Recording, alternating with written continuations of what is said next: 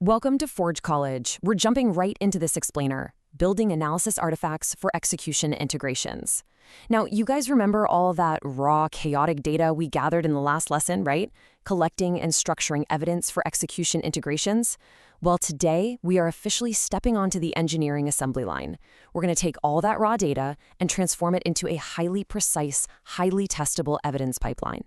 If you've been following along in the Advanced Solana Concepts track, you already know we have the data, but now we actually need to build the artifacts that prove our insights are real. First things first, let's quickly ground ourselves. What exactly do we mean by execution integrations? Well, think about it like building a house. You don't just build the whole thing, turn on the main water valve, and pray the roof doesn't leak, right?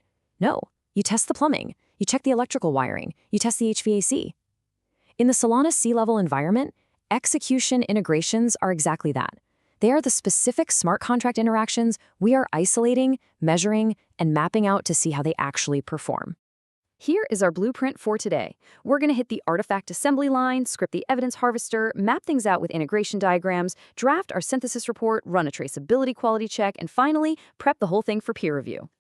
All right, let's kick things off with Section 1, the artifact assembly line. Okay, so those raw logs we collected previously, they're basically just giant piles of lumber and loose nails. Totally useless on their own. The building inspector or, your peer reviewer needs to see exactly how the house was built. To do that, we use a 3-stage claims to evidence pipeline. Step 1 is your claim draft and markdown. Step 2 is your evidence production, which is basically an extraction script. And step 3 is mapping with inline citations. This mental model is literally your best friend because it completely prevents disagreements. Every single claim you make is firmly anchored in cold, hard data. So, the big takeaway here is that we're building 3 specific artifacts today to create our testable project increment: a markdown draft report, an evidence extraction script, and an integration diagram. Together, they make up a complete package that anyone can pick up, read, and actually verify. Moving right along to Section 2, scripting the evidence harvester.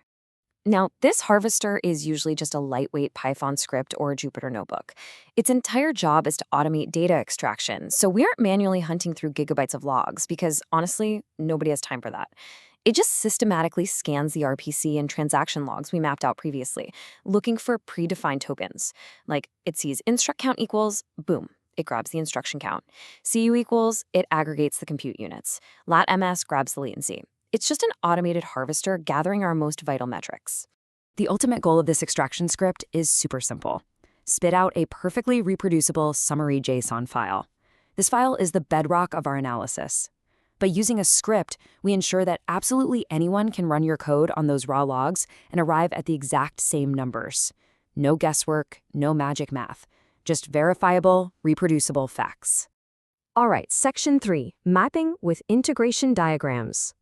We've got our data harvested and neatly packed into our JSON file, right? But now we need a map to prove exactly where that data came from.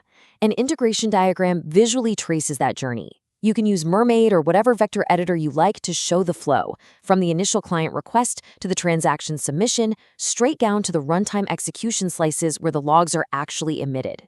It visually proves to your reviewers that your data isn't just floating in the void.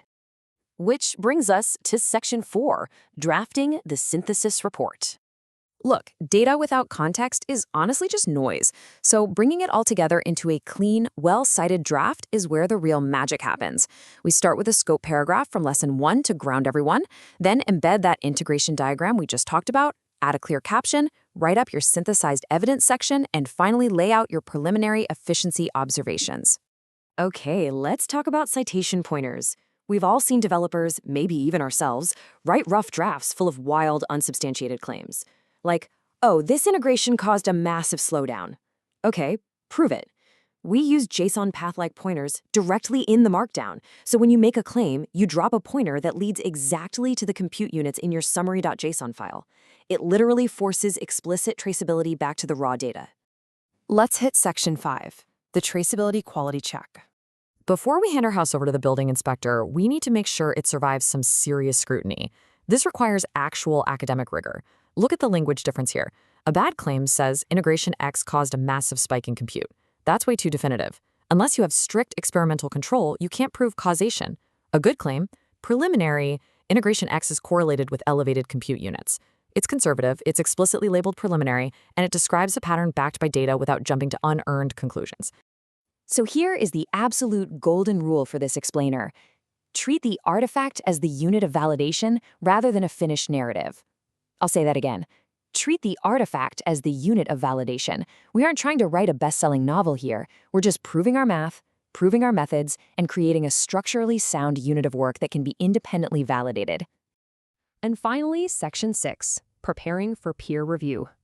It's time to package these 3 beautiful artifacts into a local Git branch for inspection. Before you even think about opening that pull request, run through this checklist. Do your diagram links actually resolve perfectly? Does your extraction script run end-to-end without throwing errors? Do those markdown citations point to the exact JSON logs? Are your observations appropriately labeled preliminary? And of course, do you have clean commit hygiene? Check all those boxes and your pipeline is officially auditable, traceable, and ready for validation. Up next in the Understanding C-Level Execution course, we'll dive into integrating findings and validations for execution integrations. That's when your peers actually jump in and pressure test these beautiful pipelines we just built. It gets super collaborative and honestly, really revealing. But before we go, I want to leave you with a provocative question to chew on. If your data cannot be traced, does your insight even exist? In Web3 analysis, if we can't mathematically prove the path from raw blockchain logs to our final conclusions, our insights are just opinions. Traceability is truth. And that wraps up our explainer for today. I really hope you're pumped to start building out these pipelines yourself. To dive deeper into Web3 concepts and keep leveling up your skills, definitely head over to forge.college. Thanks for hanging out with me on the assembly line, and I'll catch you in the next one.